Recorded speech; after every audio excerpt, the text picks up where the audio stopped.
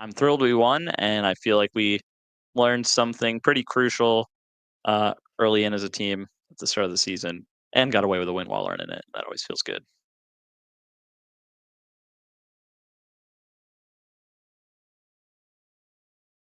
Hey guys, this is Pedro back with another interview coming VCT Americas KICKOFF 2025. For this occasion, I'm here accompanied by Kaplan, the head coach for Sentinels, coming off of a match over 100 Thieves in which they came out victorious at the start of their run in said competition. So Kaplan, thank you so much for giving me a chance for another interview, this time at the start of 2025. And of course, I gotta send you the obligatory congrats on the W. So talking about that W, gotta give you the obvious first opener. How are you feeling? It was a crazy match, all things considered. But how was the Kaplan mind so far? After that. Uh, yep, yeah, bittersweet. We had pretty weak energy at the start. You have to learn how to keep energy up and stay believing even when you're struggling, and I think that's something that this roster specifically needs to work on. But I will say there was a call to action for me for the guys to step up on that during the series, and they all did that. Really, all five of them I felt stepped up and picked their energy up for the rest of the series. I'm sure that was visible on the stream. Strategically, a bit of a struggle against Sage, and that's on me. And other than that, pretty happy. There was definitely some unfortunate moments and some mistakes that we can't be making in big series. So we do need to clean up, but I'm thrilled we won, and I feel like we learned something pretty crucial early in as a team at the start of the season, and got away with a win while learning it. That always feels good. Gotta give you the obvious follow up on that. What is that one thing that you felt the team, or more so yourself, learned after today? I think we gotta learn to keep the vibe up even when we're losing, right? Like you lose one round, you can't get quiet, you can't get sad. It spirals when you do that.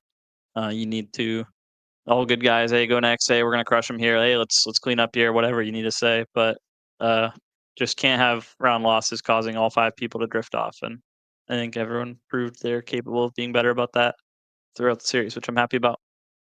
I gotta ask you about the obvious like transition from split to bind, because obviously, I mean, you couldn't go any worse than what we saw out of your team in split. Losing 13-4 to 100 Thieves, but then obviously, as you said, you guys had that pep talk. I believe like in the break between map one and map two. Yep. Yep. I gotta ask you, like, what did you say to the team? Specifically so that they can kind of rebound mentally. Actually, I want to shout out the whole team, especially I think Narrate did a great job. He immediately shared what he felt like was going wrong on Split, and he did a good job sharing it in a fundamental way, in a hey, this is something we can be better about, and we are supposed to be better at, and we have been better at. It was very forward thinking. It didn't dwell on the series, the map specifically. It was this is something fundamental we need to be better about if we're going to win this series. And I think he did a really good job speaking up on that. And then everyone kind of, including me, but really all the guys piggybacked on that throughout the series. And then actually, I think it was during the timeouts more than anything on Vine that I was saying we need to stay in it when we're losing rounds here, and the guys all kind of were on the same page for the rest of the series from there.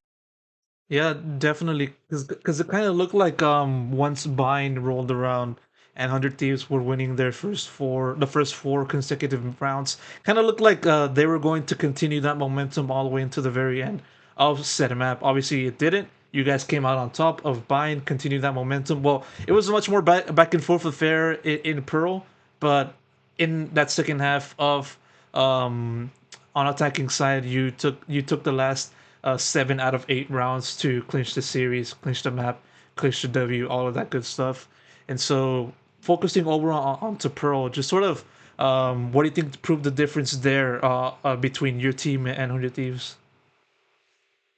Um, yeah, I mean, obviously, staying in it, all five players stayed in it for the whole way at the end there, and called each other out to keep pushing and stay in it when we started to get tired. Right, last half of the third map in a series. Um, and I think everything we planned to do strategically went very well. Feel good about the comp we rocked up with. I think they probably weren't quite ready for it. They're playing something that's kind of older from the end of the 2022 Pearl meta, and then a lot of people played in the off season. So felt like we got to be you know they were on the back foot and having to adapt to what we're doing rather than the other way around. Well, as you It said, feels good right? when we've only had, like, 9 days to practice. Yeah.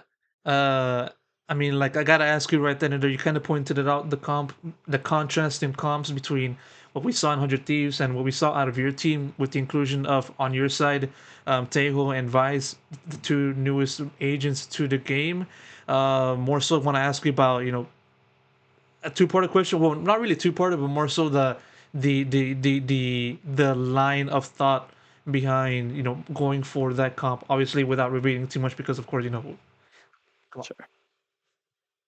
Yeah, I mean, obviously, we're only gonna play things we think are strong, but at the same time, um, I think having some space to mix things up was important. Like I said, we're coming off break, and John especially having to renew his visa, right? So we couldn't start any earlier than we did, and we only had about, I think it was about 9 days to practice and prepare, while these guys have had the whole holiday to be getting ready, especially with maps changing and all. So just wanted to be able to mix things up and take advantage of kind of being on a back foot in terms of time, right? Being able to surprise them on a map like that felt good. And also shout outs to my assistant coach Gunter. I mean, it's really hard to put together a comp or two in such a short amount of time, and I wouldn't have been able to do it without him and the hard work from the guys.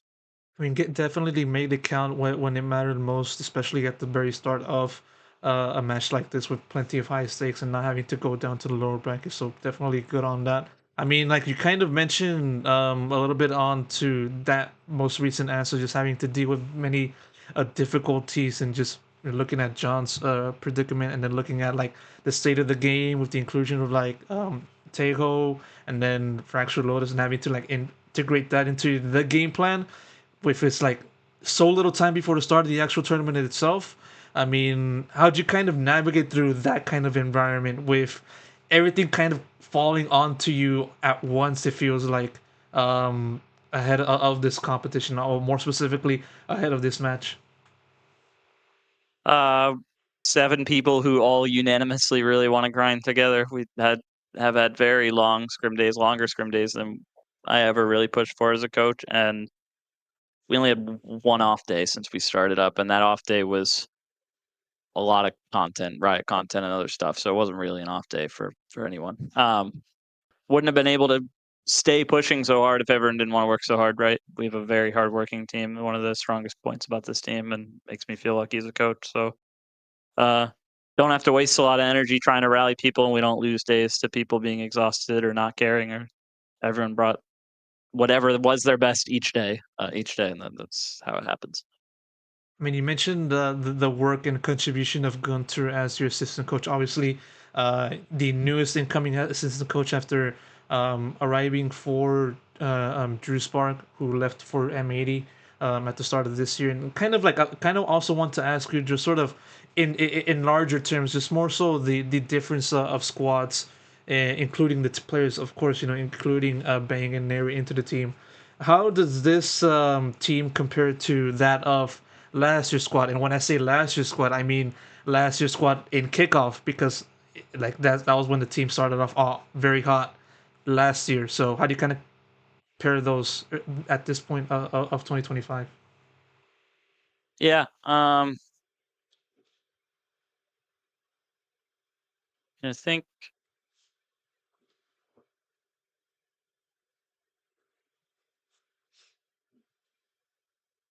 I think last year the roster was, everyone was coming off of a pretty, everyone at Sentinels was coming off a really bad first franchise year.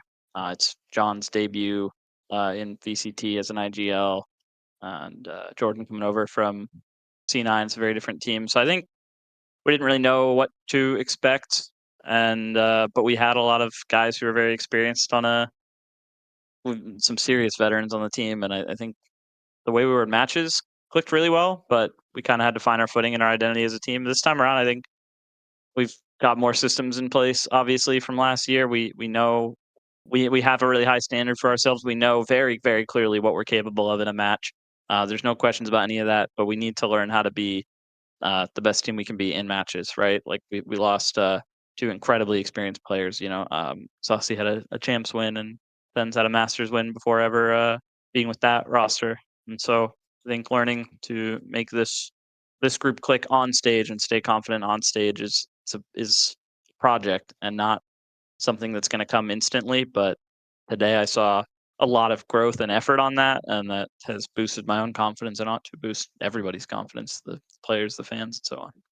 At the very end of the day, it's a step in the right direction, and looking at the team's progression, definitely good on that. One more question I want to squeeze in because I'm already getting that ping to wrap up. Next opponent, Loud. I mean, Brazilian team. You guys know them pretty well, specifically like comparing to last year at this same point. Got any impressions of them? What are some of the things you've been impressed by, or anything else of that nature? Pretty cool to see they're cooking with Teo. Definitely a pretty good agent at the very least, and team that's in a similar spot, right? So coming in and cooking up with the new agent in a short amount of time, and yeah, we both got a lot of time before our next match, so I think it's going to be a pretty good battle of strategy, and we both only shown so many maps, so I think it'll be a lot of fun. Probably some surprises somewhere in there. Definitely will be one to watch between your team and Loud, and hopefully it'll be one that continues this momentum for your squad on top of that. So, Kaplan, thank you so much for giving me the time for this interview. Really do appreciate it. I gave my best of luck. Goes my best. I don't know what I'm doing. I'm just starting all over the place. My best of luck goes to the team, but most importantly, of course, best of luck goes to you. Thank you very much, Pedro. I really appreciate it.